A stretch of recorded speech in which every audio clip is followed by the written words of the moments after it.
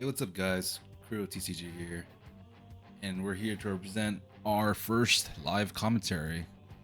I haven't watched this VOD yet, so we can go over little mistakes that I may have done and our general game plan here. So we have Katakuri versus Enel. Some little context here: I lost a die roll, and my opponent opted to go second, which I don't mind because I prefer to go first because I am playing for our perfect curve of putting into Pero, into Gadatsu, into 7-drop, and into another 7-drop or 8-drop. So a little strat here, if we do open our Gadatsu in our starting hand, we're going to not attack on turn 2, because on his turn 2, he has 4 Dons, so he's going to probably play his Ohm. And if he has 4 life, we get full value from Gadatsu. So let's just start this VOD. So, looking at my hand, I got 2 turn plays. I got a turn 2 play and a turn 3 play. Luckily for him, I don't got a turn 1 play, so it's whatever. Pass. We'll probably speed this up a little bit. My opponent doesn't have a turn 1 play as well, which is fine with me. I play my Pero and I pass. I'm trying to remember if I did counter this first hit or not. If I did, the slight misplay. Oh, I countered it, so that's not good. Just in case he has a Gadatsu in hand, could Gadatsu me back, killing my own Gadatsu. So next time I should just probably take the hit.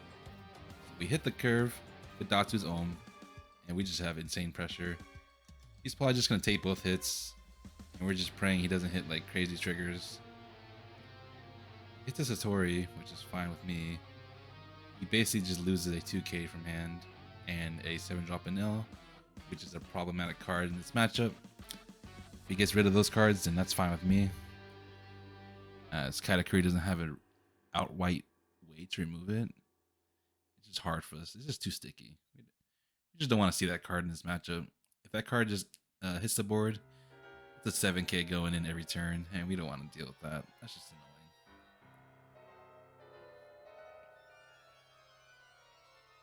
I don't know why I'm countering so crazy. I think he might have swung into the Pero. Oh yeah, he is swinging into the Pero. That's why. I think I wanted to count the first hit just in case he did have a Gadatsu. We just able to keep one board at least. So still 7 to life, and fortunately we hit a trigger of our own. Satori. Just throw away the Pero, which is non-counter in hand. So looking at our hand, we don't really have a 7-drop here, which is a-okay. We just play our pudding and hopefully search for something, but we just find another 2k. So now we don't really have much other play besides just investing our Dawn to our attacks to clear his board. We want to reduce his pressure. We cannot take 3 attacks or 4 attacks each turn. So we were asking for 2 cards per hit, but he just takes both. We spotted Amaro in a life and just put it to the bottom. And with that in mind, we're just super safe.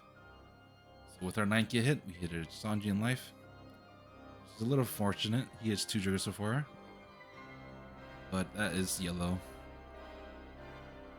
It's to be expected. He hit 2 triggers. It's whatever. It's yellow. It's gonna happen. There's no reason to fret over it much.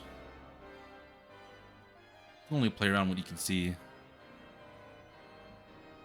So here he has 8 Dawn.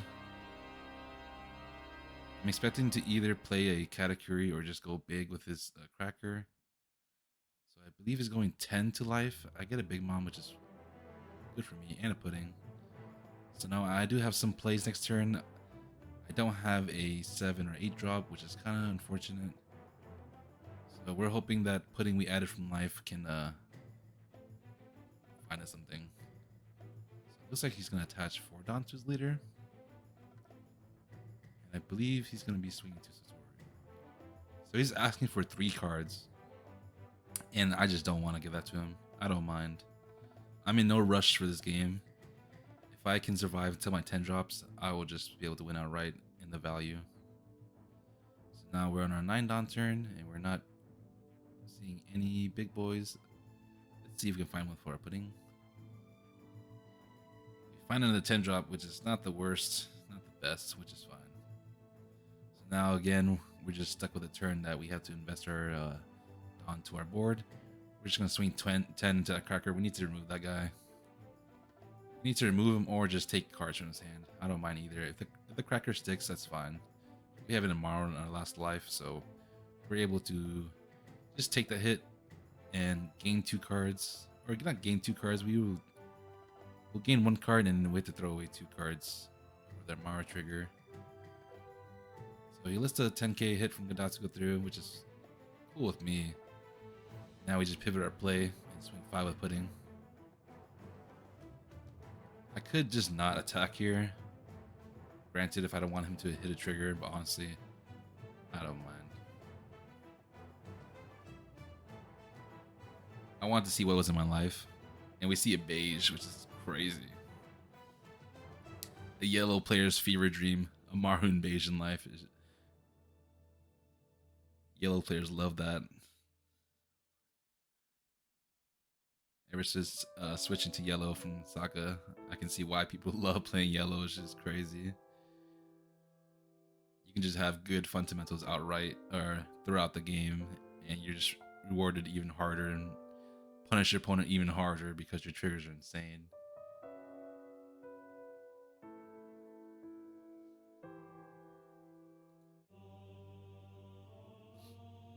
So he's on his big boy turn. Usually when Enel attaches 1 Don to his leader, he's probably going to play Yamato or something. He opts to clear a pudding, which is kind of odd because he basically just act as a pseudo blocker for me, which I love. Should have just attacked my life, asking for a 2k. So now I basically just save a card from my hand since he had attacked my pudding. Now we're on our 10 Don turn. We're just going to swing 6 with our Gadatsu in case he hits a Thunderbolt. At this point, I didn't know what it was in his life.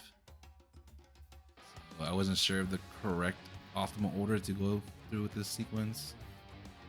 He hits another Satori, which is not the worst. He loses a 2k, another card from him. We're able to trash a Shirahoshi in his life. So he basically just ripped 2 2ks and 1k from his total hand.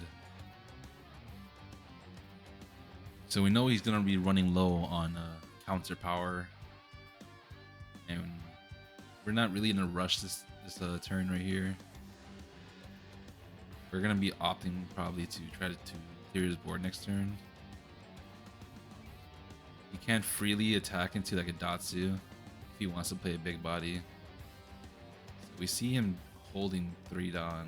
So I'm expecting an 8k hit to our Gadatsu. I'm just gonna let that through because I want him to attack our life. I want more cards in hand. I'm in no rush. We know our last 2 life is beige and Amaru, so I'm not scared of anything. Rest 2 Dons play Ashura. Probably gonna add a 7-drop Enel or a 2k. I don't mind either. If he adds an Enel, that means he has 1 dead card in hand. We can just do some math there. So he adds his Tori, so his hand just gained 2k power. I think he's trying to math out an efficient hit here. And that's just insane. We healed a Thunderbolt with our Big Mom. And we clear that Sanji.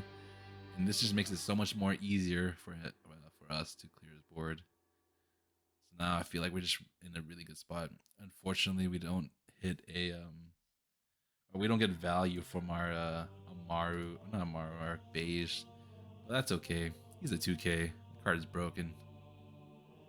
So now we opt to 10 Mon first because we want to rip an extra card from his hand before we go for his board because his leader effect is mandatory. So he trashes a 2k, so we know he has 1 Satori in hand. And we're gonna go 5 into his Satori first. And that guy should be dead, but he chooses to protect it, which leaves his Yamato to be freely cleared because he only has 1 card. So he can only count up to 11, and our big one's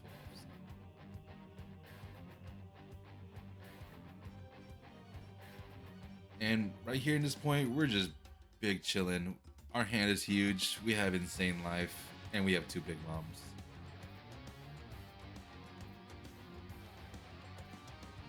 Just trying to see what his last 2 cards in his hand is. The opposite swing 6 with his Satori. Not gonna let that through. That's only 1 card to counter. Just counter it. I have so many cards in hand. No reason to be greedy and just take that life. Just throw it 2k.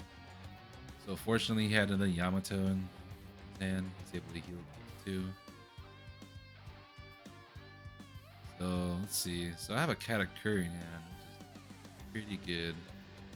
Because I can go up to a life. Katakuri and Struce in play. I think when I looked at his life, he had a Yamato, so I wanted to put that to the bottom. Because I am attacking with both my big moms, so I can know for sure what 1 card in his hand is. So now we know his last card's a dead card, and he hit a cracker, which I'm not scared of at all. My life is insane. I'm so healthy here. He cannot kill me. There's literally no way for him to kill me here. Like, I could just take every hit and I would just live. That's how crazy yellow triggers are.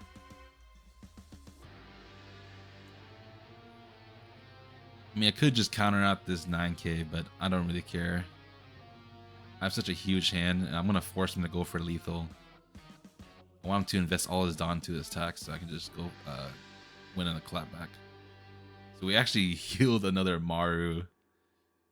And it's funny because our last life is in a Maru, so we're just not dying here. And he goes 9 with Yamato, and we healed to a beige. That is just insane. Yeah, that's just GG's there. He doesn't have enough Dawn to heal. He has to go for lethal. And yeah, that's our first VOD review of our